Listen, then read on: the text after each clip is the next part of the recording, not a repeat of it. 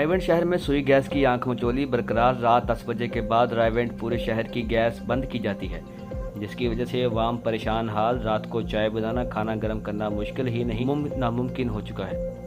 छोटे बच्चों के लिए दूध गर्म करना भी मुहाल। गैस की बंदिश का शेड्यूल कुछ इस तरह है: रात 10 बजे के बाद बिल्कुल बंद कर दी जाती है और सुबह 5 बजे के बाद जारी की जाती है।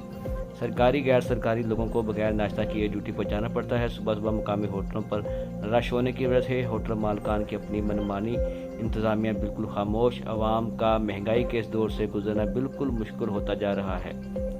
लोग भूख के मारे खुदकशियाँ न करें तो और क्या करें। शहर में चोरी डाके रोज़ाना का मामूल बन चुका है।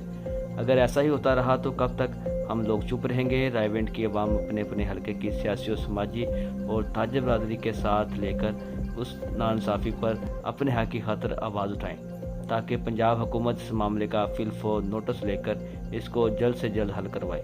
रिपोर्ट ज़मान जोया, रायवंड।